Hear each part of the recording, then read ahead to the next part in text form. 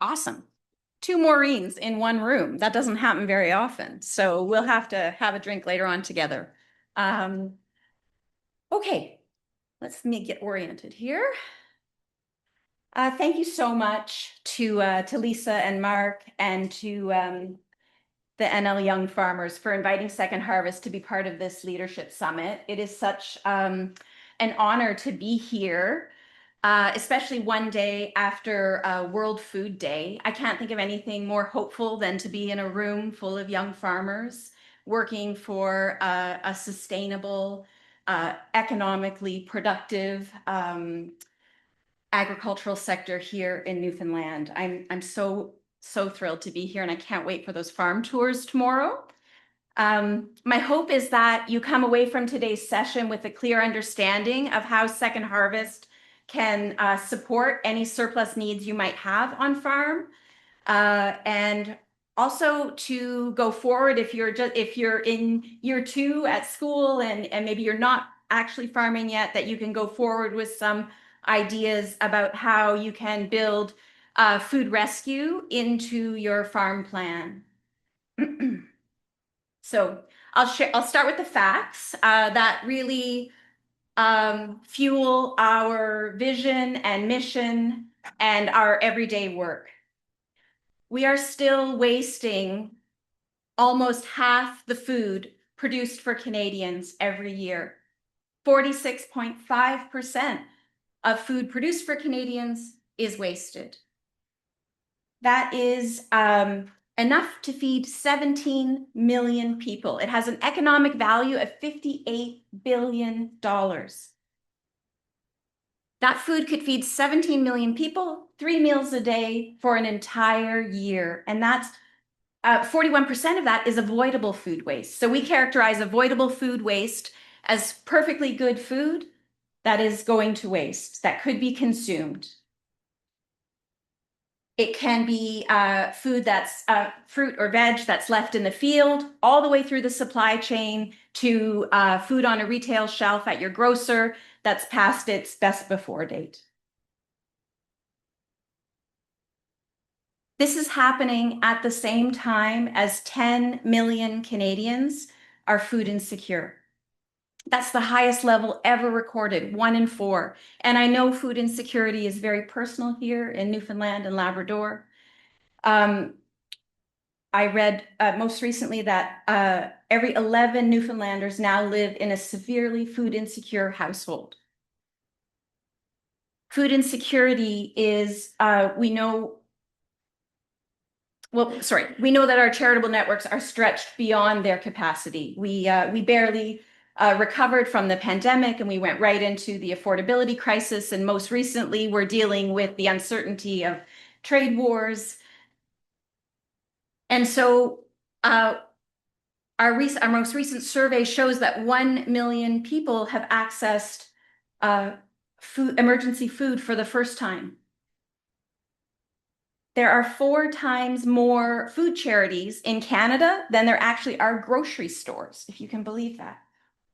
And yet we are still only recovering 3% of edible surplus food being donated. So there's so much opportunity here to continue to help people. We know that for every pound of food that goes to landfill contributes to our greenhouse gas emissions. 8 to 10% of global greenhouse gases are produced from food waste. So if global food waste were a nation, it would be the 3rd largest emitter of GHGs in the world after China and the United States. And of course, extreme weather, water shortages, fires, soil erosion, it all makes growing food more challenging and can result in more waste. Food rescue is a common sense solution that provides tangible benefits for people, the planet, and your farm business. Of course, we know that food rescue is not a solution to food insecurity. Food insecurity needs systemic policy changes. It's where our systems are failing to meet the basic needs of people, especially the most vulnerable among us. But if we are going to waste 8.8 million metric tons of good food, then our mission is going to be to keep that food where it belongs, which is on people's plates and out of landfill.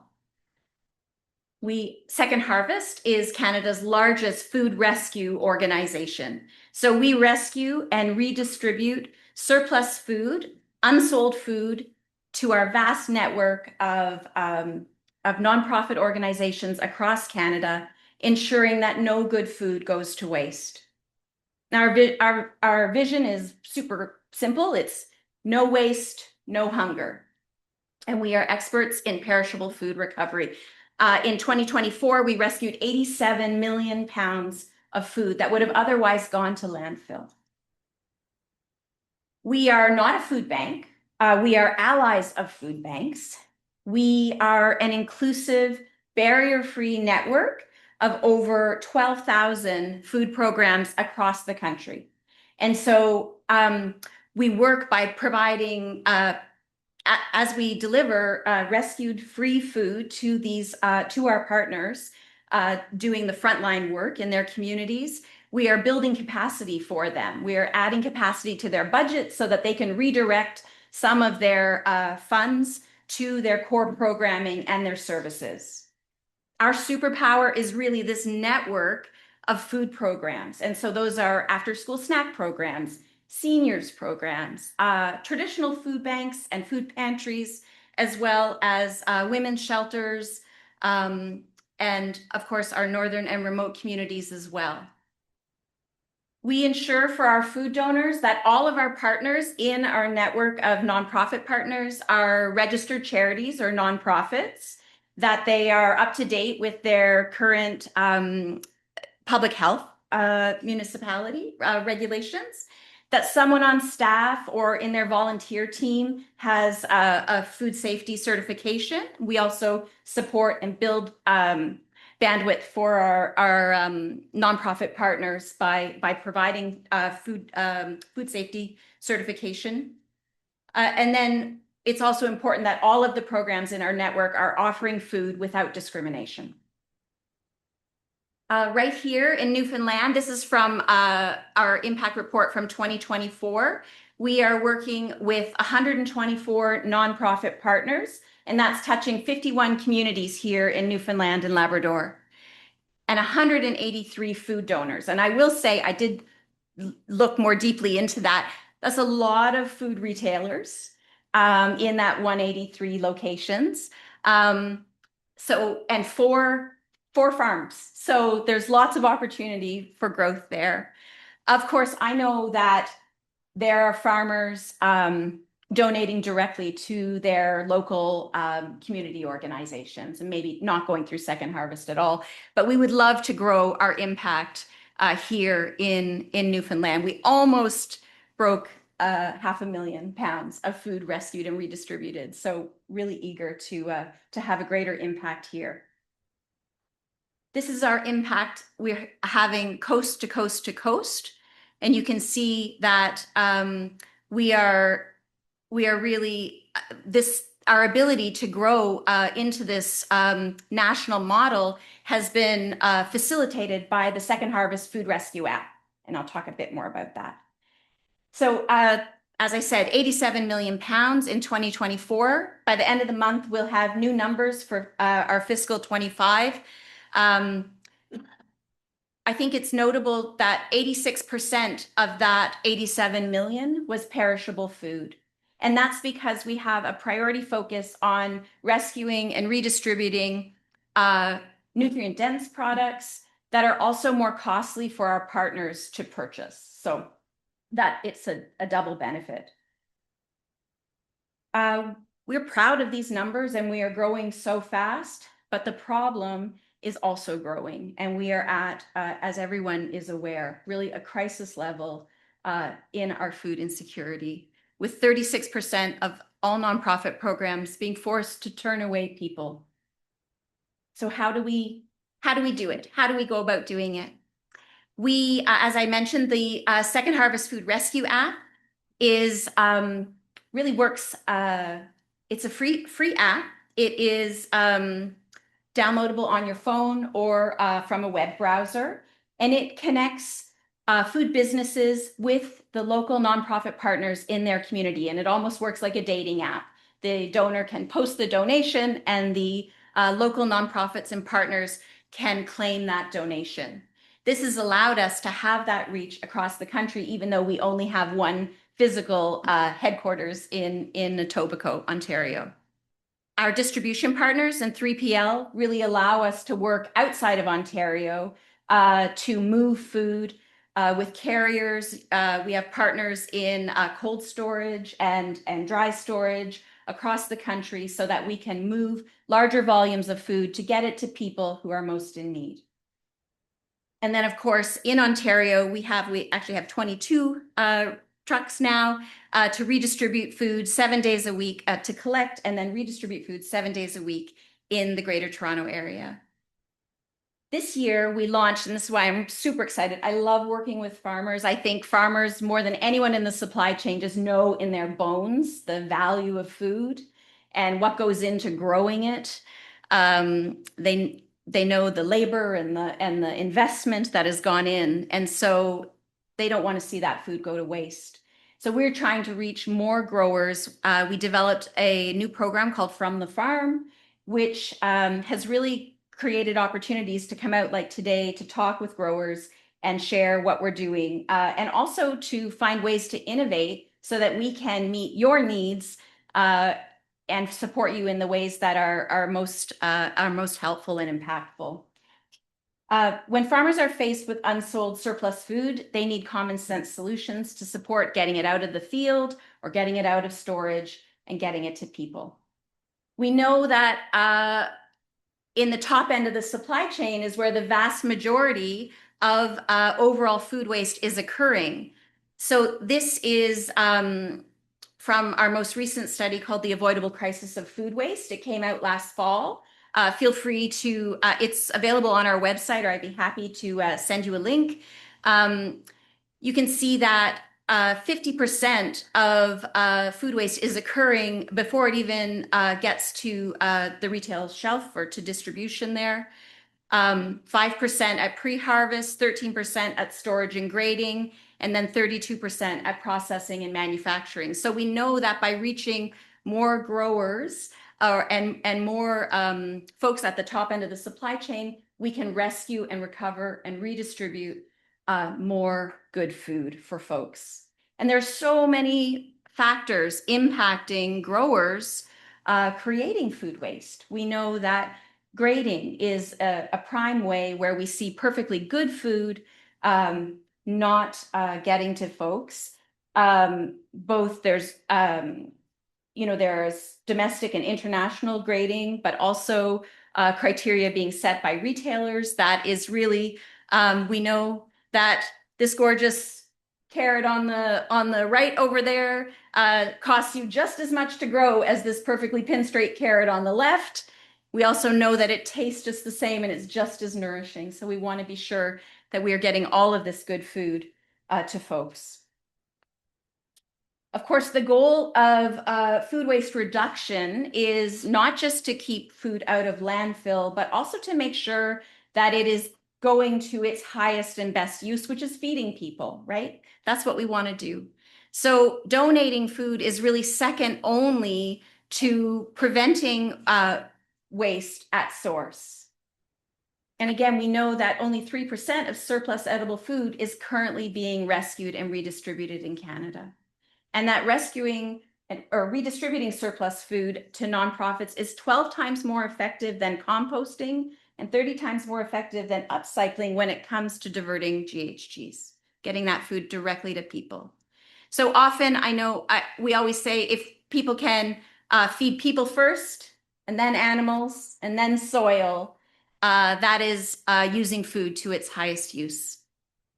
So the From the Farm program, whether you're a small, medium-sized, or an industrial scale farm, Second Harvest will manage all your donation logistics for free and return your bins and trays, whatever your property. We'll ensure that that gets back to you and provide a donation receipt, as well as track the metrics of your donations so that you can tell the story of the impact that your farm is having.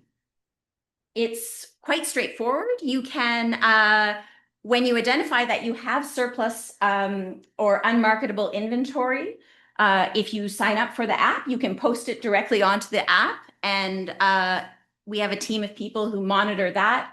And if for some reason, let's say it's a larger volume, you would get a call from your local food raiser, and or you can reach out directly to your local food raiser. Mel Jakes, who is your Atlantic food raiser, she's in Nova Scotia. Unfortunately, she wasn't able to be here today, so they sent me in, and I'm so delighted about that.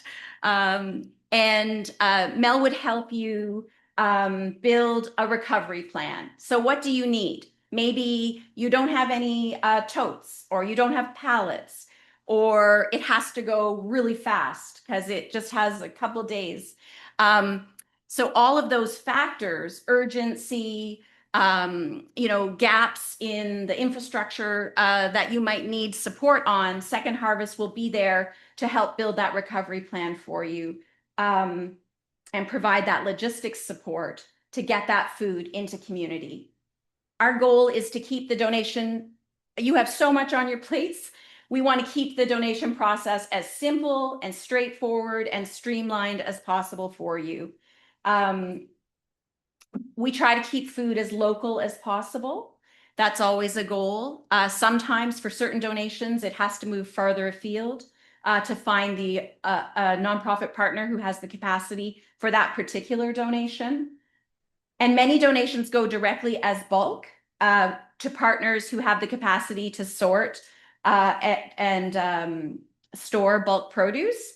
We're also working really hard to build our capacity across the country, like outside of Ontario, building capacity to have further processing, storage, so that we can increase the longevity of the product and get it to more people. We know that that is an imperative. This is, so again, like developing a safe, sustainable donation process is the goal. And we take our donor support very seriously. It can be, no donation is too big or too small. It can be a truckload, or this is Mel right there. Some of you may have already met her.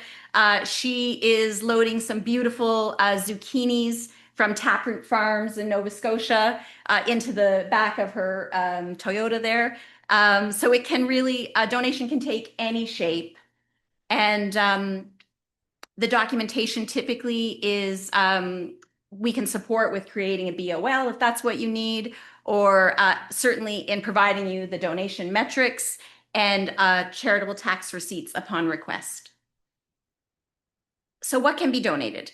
As I mentioned, we work with bulk, grayed out, number twos, no donation too big or too small. And the real criteria is that to ensure food safety and dignity, that we don't take any food that's already has showing signs of spoilage.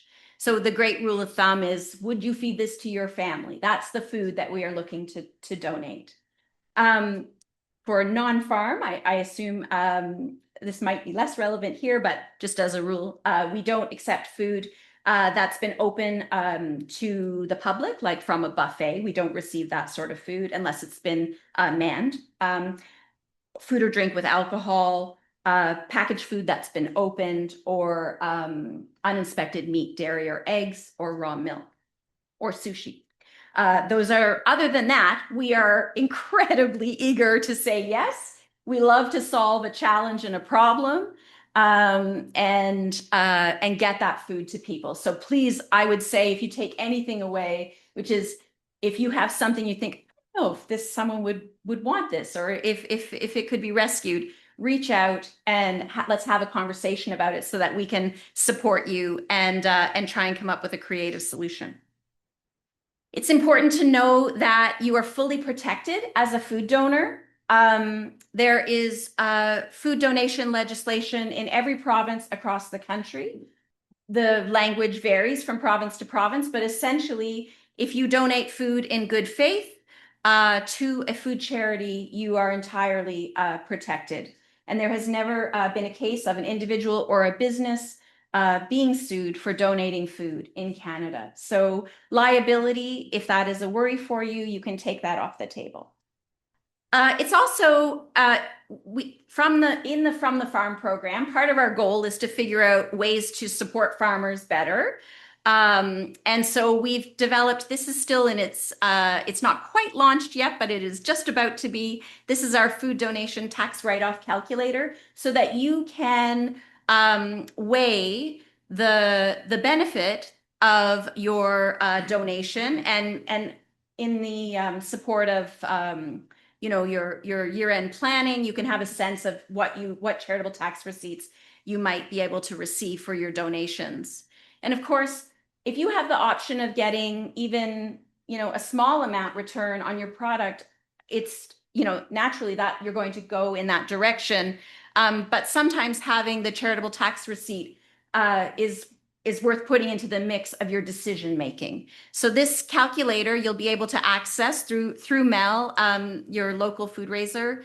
You put in the category. I've just used a custom field here. The quantity is in pounds. Pounds is our metric that we use. The fair market value of your price, and then you put in your province, and it will calculate what your federal tax receipt would be and your provincial tax. So this is a great tool. If you add in your cost per unit, not everyone knows their cost per unit at the pound level. A lot of people are thinking about it more in acres, so you can leave that blank. It's not required. But if you have the cost per unit, then you can also estimate the business expense write-off in that mix and how you want to make the claim.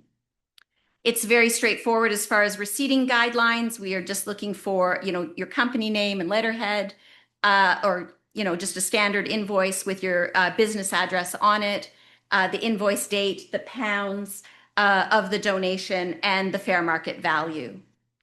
I share this because I think this is an opportunity for advocacy. There's only 4 provinces in Canada that currently has a farm tax incentive for farmers who donate food to emergency food programs like Second Harvest. And that's British Columbia, Ontario, Quebec, and Nova Scotia is the only province in Atlantic Canada. And so this is an area where we are also advocating on behalf of farmers to have farm tax incentives in every province across the country so that farmers are being more appropriately rewarded for the contributions of their food into our food network. It's still not anywhere close to covering the expenses for you, I know, but it is at least something and can be combined with the federal tax receipt as well. So you can add both together. So I throw that out there for you, that it's an area to ask your elected officials about creating a farm tax incentive here in Newfoundland.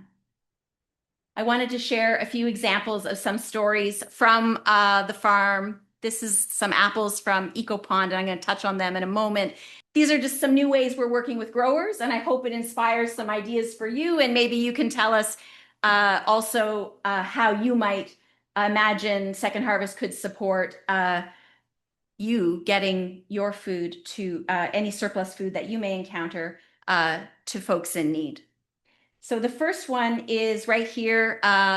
Lester's Farm Market supported the Bell Island Boys and Girls Club, formerly the Wabana Boys and Girls Club. In January this year, we got cabbage and turnip and turkeys over to Bell Island.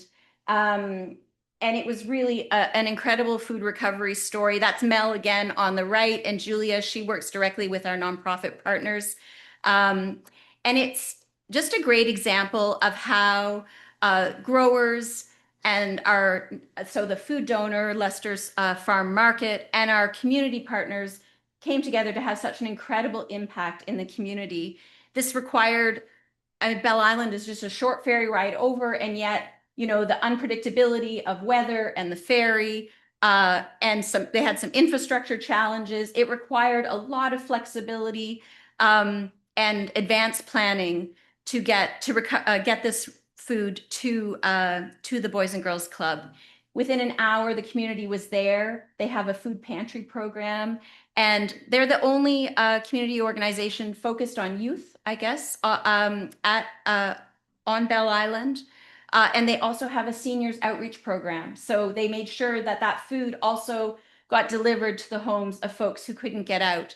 And then on day 2, they took that turkey, turned it into soup, and got the turkey soup out to community as well, and had a second sort of redistribution day the next day. And it's that creativity and resilience from our community partners that just constantly blows me away about the kind of food, the ways in which they get food to their clients in community. So that was a great close to home redistribution story from earlier this year. It even involved the turkey overnighting in a hotel the hotel's kitchen freezer, because we didn't have freezer storage for the turkeys. So there was a lot of creativity involved in that one. This is the beginning of a 3 million pound rescue in Manitoba that happened in the spring and summer of this year. We rescued 3.4 million pounds of surplus potatoes, bulk, unwashed potatoes, no pallets, no totes. Really, it was a great learning curve for everyone involved, and it galvanized the entire community. We ended up reaching 74 nonprofit partners, all the way to Saskatchewan, of course, all through Manitoba and into Ontario, and they went as far as Montreal, these potatoes. Again, we always strive to keep food as local as possible, but when you have 3.4 million pounds of potatoes, you have to start going a little further afield. So I'm going to let the farmer talk to you here for a second, tell you a little bit about his. So this is Derek from Macintosh Ventures, and he was one of the first farmers in this group of 10 farmers that started donating their surplus food. And he was unaware that he could donate his surplus to an organization like Second Harvest. We had some surplus processing potatoes, and was just weighing our options what to do with them. The process with Second Harvest was kind of new to the farm. A neighbor had stopped me on the road, and he said that his cousin in Norway House said thanks for the potatoes. So it's a nice feel-good story to hear their know where they're going to. Just going to a good cause. So in that recovery, we supported, and with a number of the growers in this, they're contract growers. And so again, we sourced the totes for them, got the pallets in place, shipped that to them, and then organized all of the logistics to move those potatoes to all the 74 nonprofits who received them. And then again, the communities who received them were so incredible. It turned into, they went into community gardens to, increase sustainability in those communities going forward, into backyard plots. They also, at one point, one of the bulk loaders, there was an issue, and the community high school showed up and started just hand bombing the potatoes out. All the kids from the high school came to help with the redistribution. So really an incredible story of large scale food recovery. This is EcoPond Organics. So this is, again, back here in Atlantic Canada. This farmer wanted to donate 10,000 pounds of apples, but had no bins to put them into. So there was this gap. So we got the bins to him. He actually provided the labor to harvest the apples and fill the bins. And then Second Harvest showed up to pick up the bins and bring them in to over 16 charities throughout the Halifax Regional Municipality. And that's really, we're trying to work more with growers here, in around Canada, outside of Ontario, to address these sort of gaps and get this food to people in need. Another way we're doing that, this is really new. These are our Glean team. This was at Scenic Acres in Ontario, a U-pick blueberry farm who had a bumper crop and needed more hands. And so we organized volunteers to come out and provide some support. This is something we want to pilot in the coming year to work with more growers to get that food out of the field without the farmer having to, invest in the labor to do that. And so again, a really new pilot project that we're trying to roll out in response to what we're hearing from growers, which is the need on the labor front. And then this is Fennings Organic. This is a unique situation, and I share it just about the creativity that can come out of a collaboration between a grower and Second Harvest. Fennings Organic is a 700-acre mixed vegetable farm in New Hamburg, Ontario, and we've worked with them for the last couple of years. Fennings has been donating food to their local community since they started farming in 1981. But they were donating, small amounts that their local community partner could manage. They had so much grade out, and they didn't know anyone who could manage the capacity. And so when we started working together, we have now rescued over 490,000 pounds of grayed out carrots and got those to folks. And they're so beautiful. You can see how gorgeous they are. That's them. So we get them in bulk, and our volunteer teams repack the carrots or pack the carrots, and then so that we can more easily redistribute them. But our partners, what I would like to highlight here is we are in a circular economy partnership with Fennings because we were trying to reduce our own food waste at our warehouse. And we identified that, so obviously in our food sorts, not all food is appropriate to send out for redistribution. And so we've been collecting that food and sending it back to Fennings. When we go to pick up a donation, we bring our compostables, and Fennings works that into their incredible compost program. And I will just share this from Wolfgang here. Since last October, we've diverted 182,000 pounds of food from going to the landfill, in addition to donating almost 400,000 pounds of food at this point. So it's been a very, pun intended, fruitful relationship.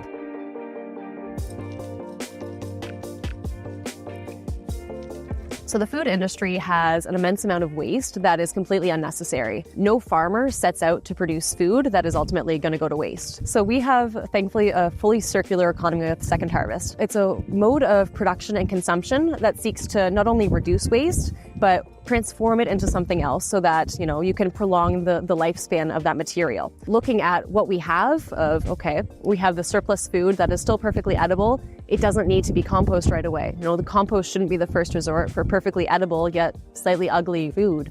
Second Harvest has been that solution for us to divert this surplus food. Not only are we sending them stuff that they then donate and distribute to the food banks and other resource centers throughout the country, but we also receive product from them. So when they're sorting in the warehouse, there's inevitably going to be something that they can't work with. That's, too far gone at that point. It's not good for someone to eat. It doesn't have to go straight to the landfill.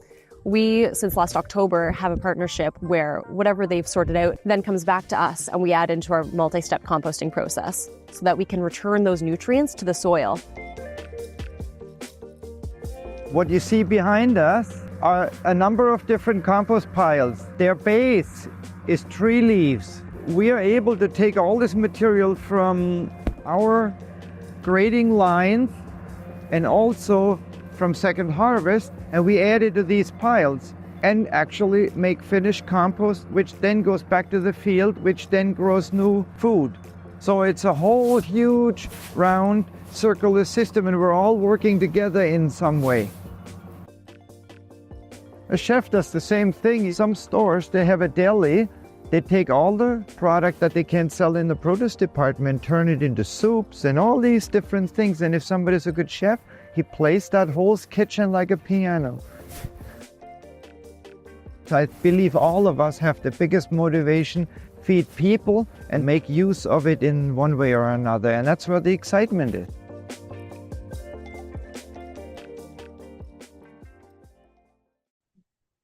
It's so great for us to have that partnership and to be able to support one another in reducing our collective food waste. And often we send about 15,000 pounds a month of unfit food that's unfit for redistribution to Fennings. And oftentimes that food has it's not come from Fennings. We have many large scale donors who are, contributing to some of that return to them. So it's really just been a remarkable partnership. This is the last story I have for you, which is seems to be an increasing trend. We're hearing from growers, and it's maybe thanks to Tyler Heppel out on the West Coast. I don't know if you follow what he's doing with Potato Tie, I think is how he goes on social media, and he is doing ugly food giveaways. And so increasingly we're hearing from growers that they want to partake in a community food giveaway like that. And so we've been doing this. One of the ones we did most recently was in partnership with a grower, Sandy Shore Farms in Norfolk, Ontario. And so 10 different farms came together, donated, I think in total 50,000 pounds of food, and we had a free day community giveaway in that community. And the response was really fantastic. Folks were so responsive, and I'm confident that it will just continue to grow. We already have one planned again with them for the spring. But we've done that in Moosomin, Saskatchewan, in Manitoulin as well. So this is just a new way that we are trying to work with growers to address their needs to get food into community. So this is my question. I somehow breezed past the charred photo the first time around, which was to ask you to consider where on your farm you might see food waste occurring, if you do, and where that would be. And then I would just invite you, so if you could start with that. I'm sorry we didn't do that earlier. If you could, at your table though, maybe have a discussion about if you could tweak one part of your process where that food waste is occurring, or remove a barrier that would help you reduce food waste, what would you do first? And ideally, it doesn't cost an arm and a leg, and that's something that you could just begin doing. I would invite you to maybe have that conversation at your table. And then if someone from each table would be willing to share their idea, then we could have that opportunity to learn together. Does that sound okay? And for those of us, maybe you don't farm, maybe you see food waste in your own life that you would like to do better with. That's cool too. But so I'll give you 5 minutes, and then we'll share. In our farm, it's Windy Heights Farm. Probably somebody must be familiar with this farm. We rent a piece of land and we rent a pig barn. And we use loop program. Who is familiar with loop program? Yeah? Okay, so we use loop program to feed a pig. And sometimes it actually happens in the summer, and it often happens in the summer where it's loop really short. So we not want to switch that to regular pig food. So we just run around town St. John's on a restaurant and just pick at his waste and feed it to the pig. So kind of that.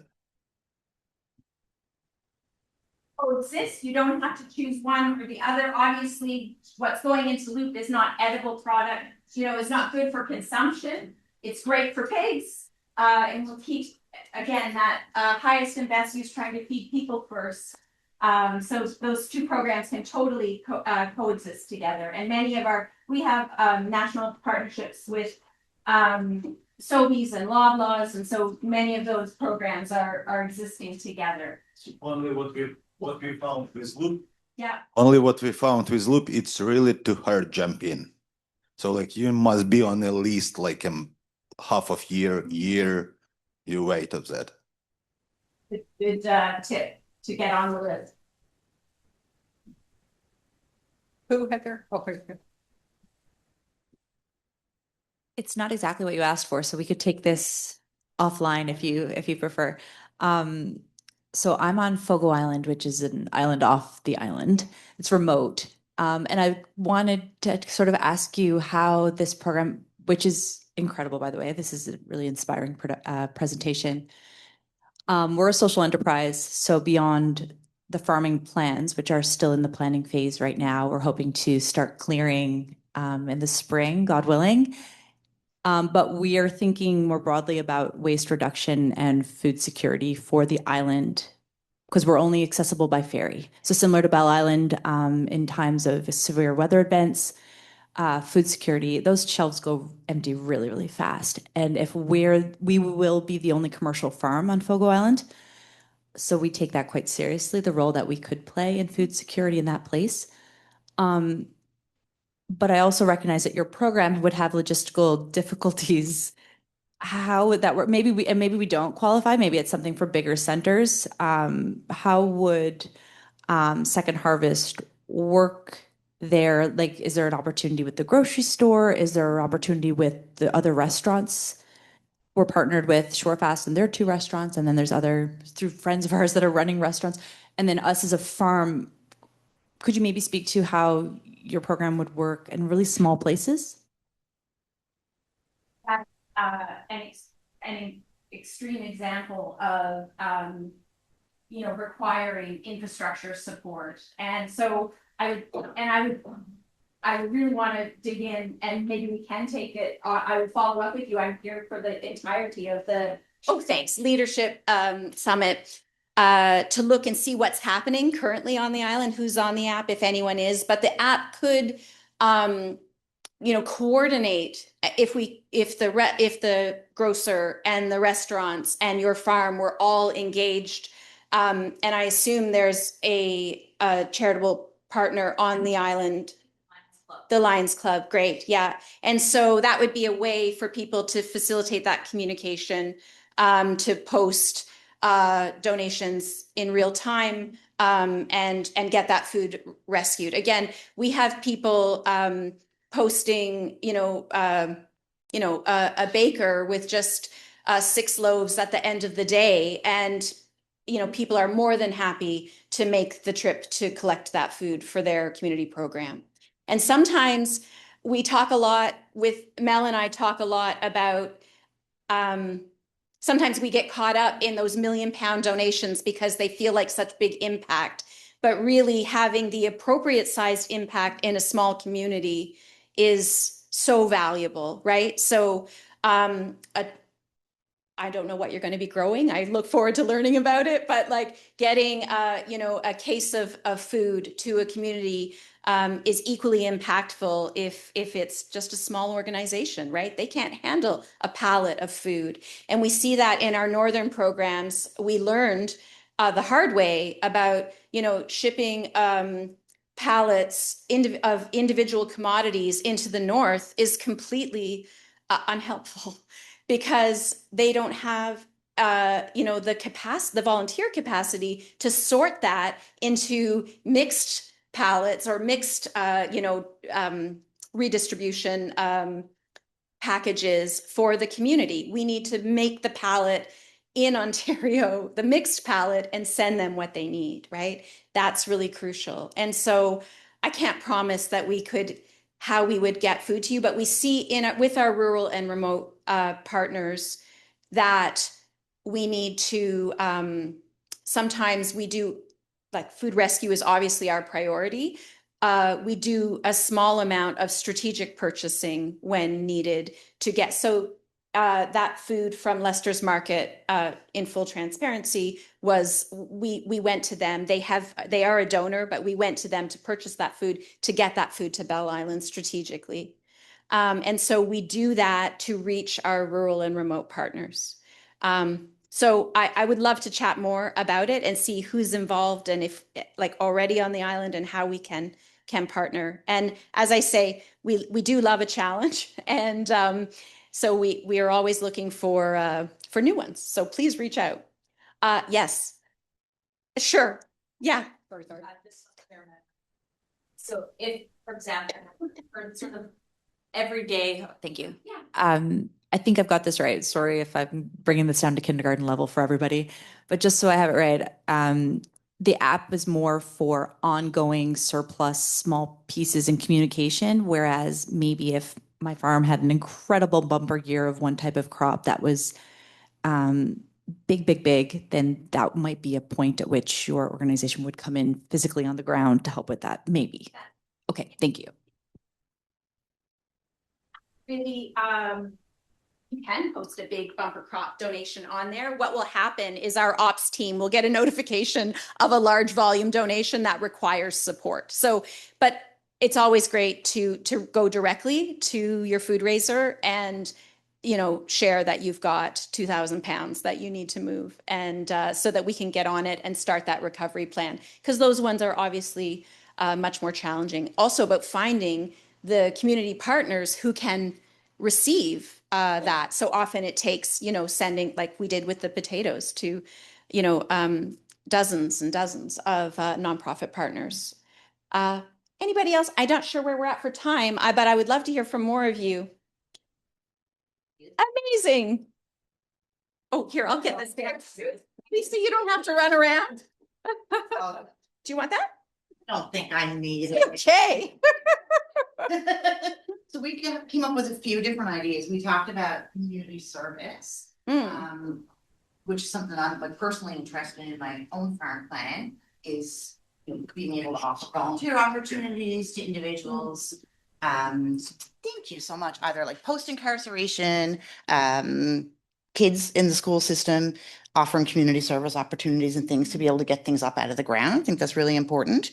We talked about just like the added value items that farms sometimes don't necessarily have the time or the space or the kitchen to do, whether that's processing like into soups, salsas, like smoothie cubes, those types of things for, you know, your three-legged carrots and all that kind of good stuff. And we talked about the most important thing, they'll probably be in the education piece, right? Because Caleb had mentioned how, well, it's not necessarily starting at the grocer level, that the grocer won't allow those particular items. It's because somewhere along the line, a consumer has made the decision that that carrot isn't good enough to eat, right? So if we were partnering with like the ag in the classroom friends and, you know, going in and talking even to kids about what's the difference, guys, in this carrot and that carrot, and then they go home and talk to mom, dad, aunt, uncle, nanny, poppy, and, you know, that puts pressure as well. So the education piece, I think, is important too. Absolutely. Yeah. Did I miss anything? We talked about like just on-farm education, community service. That's our little Awesome. student brainstorming session over here. Thank you so much. I'm going to switch. Oh, yes, it is on. There we go. There we go. Okay. Yeah, that's incredible. And we actually, I think next week in Manitoba, there is a grower with a bumper crop of sugar pumpkins, and they didn't want to pay the labor to get them out of the field, and so we've got volunteers coming from 2 of the high schools to come, and then they're going to use those in their, I think, because increasingly people don't know what to do with some food, right?